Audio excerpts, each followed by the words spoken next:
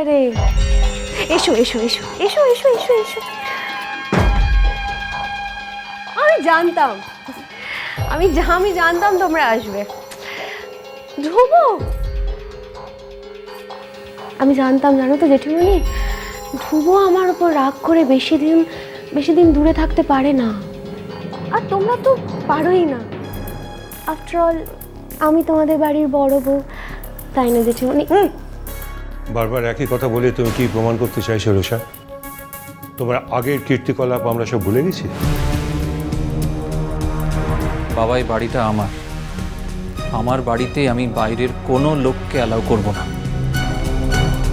আচ্ছা মেয়ে তো তুমি রুষা, তোমার কলকাতায় কোনো থাকার জায়গা না থাকতে পারে, একটা বাড়ি ভাড়াটা নিয়ে নাও, আমরা টাকা পয়সা দিয়ে দেবো। তো আমার ছেলের এত বড় ক্ষতি কেন তুমি করতে চাইছো? এতকাল তো কম ক্ষতি করনি বাপু। এতদিন পর যখন নিজের জীবনটা ছেলেটা পৌঁছাতে চাইছে, তাতেও তোমার ব্যাগরা না দিলে চলছে না বাপু। আমি ব্যাগরা দিচ্ছি? আমি আমি আমি ধ্রুবর ক্ষতি করলাম?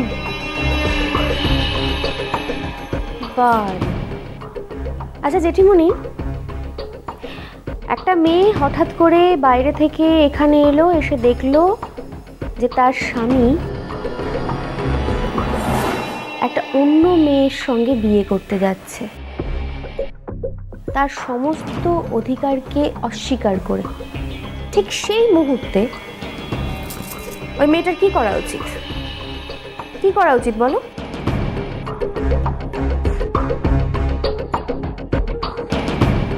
অধিকারের জন্য লড়াই করা উচিত, তাই তো? কি বাবা, আমি যদি তোমার মেয়ে হতাম তাহলে তুমি কার সাইড নিতে বলো? খবরদার রুষা, আমি আবার বলছি তোমাকে, আমাকে বাবা বলে ডাকার স্পর্ধা তুমি দেখাবে না। শোনো রুষা, তোমার সঙ্গে আমার এবার একটা ডিল হওয়া উচিত। দেখো, তুমি কার ইন্ধনে কিভাবে কেন এই কাজটা করছো সেটা আমার জানতে আর বাকি নেই। তো তুমি যদি আমার জীবনটা নষ্ট করতে চাও, আমি তো তোমাকে ছেড়ে কথা বলবো না, তোমাকেও এর দাম দিতে হবে। তো এখন কথা হচ্ছে যে তুমি তোমার জীবনে কি চাও, অধিকার না স্বাচ্ছন্দ্য, কোনটা?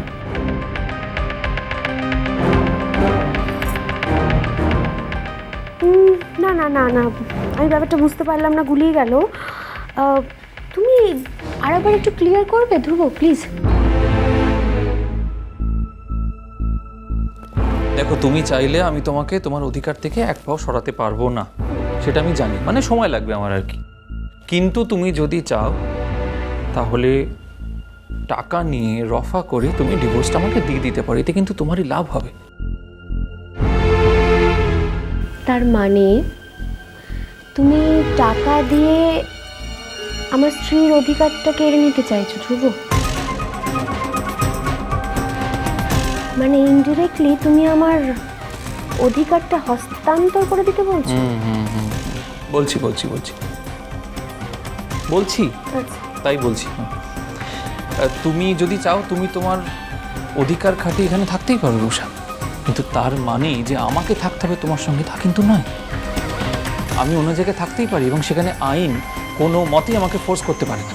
না পারে না তো, একদম ফোর্স করতে পারে না, আমি জানি। তুমি আলাদা থাকতেই পারো, বাট আলাদা থাকা মানে কিন্তু ধ্রুব আলাদা মানুষকে বউ সাজিয়ে তার সঙ্গে সংসার করার নয়, তাই কি? বুঝলাম, তার মানে সোজা আঙুলে ঘি উঠবে না, তাই না? আচ্ছা রুষা, তুমি তো আফটার অল একটা মেয়ে, তোমার লজ্জা করে না? এত ছোট তুমি কি করে হতে পারো? মানে আচ্ছা বাবা, তুমি এসব কি? ও সরি ডক্টর সেন, এসব আপনি কি বলছেন? এ তো আমার অস্তিত্বের সংকট। এখন যদি আমি মেয়ে বলে লজ্জা পেয়ে হাত পা গুটিয়ে বসে থাকি তাহলে তো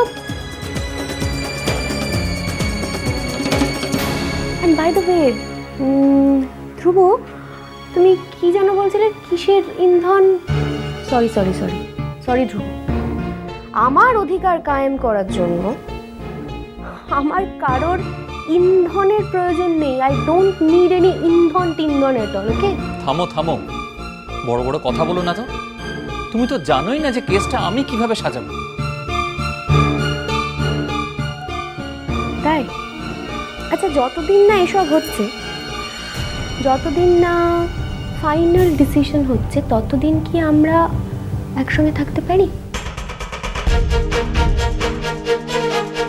তোমার সঙ্গে একসঙ্গে এত বড় আশা করো না রুষা। আমার মনে হয় কি জানো, কল্পনারও একটা সীমা থাকা উচিত।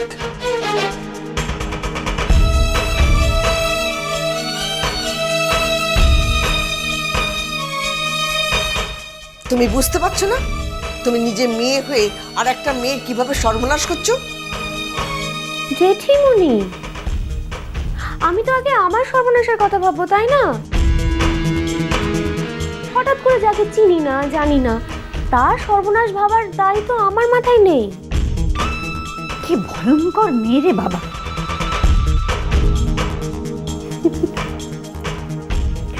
জানো তো মামুনি, যদি আমার মা বাবা বেঁচে থাকতেন তাহলে ঠিক উল্টোটা বলতেন।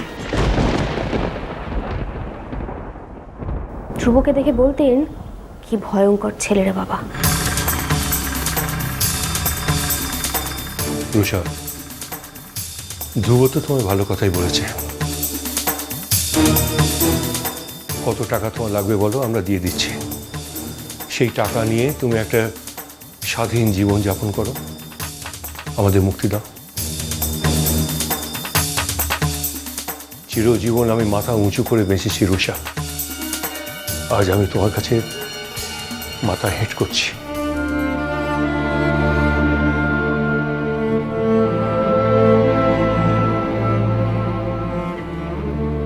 তোমার কাছে আমি আমার ছেলের হয়ে তার একটা সুস্থ জীবন যাপন করার ভিক্ষা চাইছি।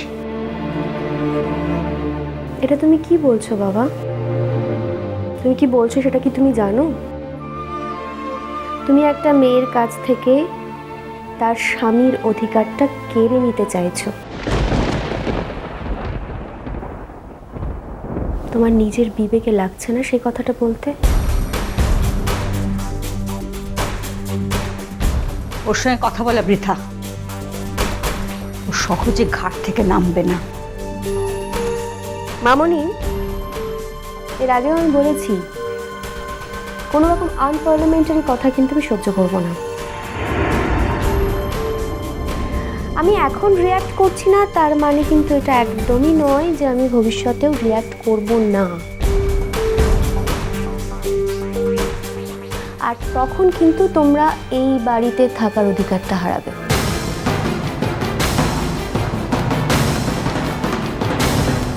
দেখো, আমার উপর যদি এরকমভাবে মানসিক নির্যাতন চলতে থাকে তাহলে একটা সময়ের পর আমিও তো আমার ক্ষমতা ব্যবহার করব, তাই না? তুমি বোধহয় জানো এক্ষেত্রে মেয়েদের হাতে ক্ষমতাটা ঠিক কতটা বেশি। ওকে, ফাইটটা আমি নিলাম রুষা। আমি দেখতে চাই যে কিসের জোর বেশি, সত্যের না ক্ষমতার। শোনো মেয়ে, আমরা অনেকটা পথ ঠেলে এসেছি। এখন সবাই মিলে আমরা একটু বিশ্রাম করব, আর কোনো কথা বাড়াবে না। যেমন আছো থাকো না বাপু। তুমি আমাদের কোনো ব্যাপারে নাক গলাবে না, আর আমরাও তোমার ব্যাপারে মাথা ঘামানো না, ব্যাস। শোনো বড় মা, দোতলাটা আমাদের। সেখানে যেন ওর ছায়া আমি ত্রিসীমানার মধ্যে না দেখতে পাই। এটা আমার হাজবেন্ডের বাড়ি, তার মানে এই বাড়িটা আমারও।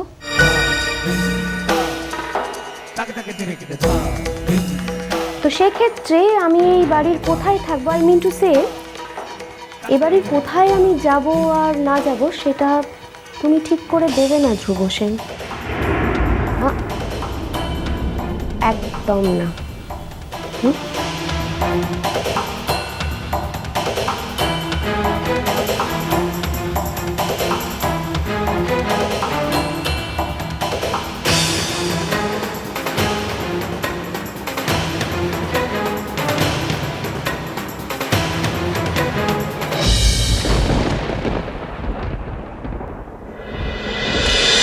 মিষ্টি কুটু মিষ্টি কুটু মিষ্টি কুটু।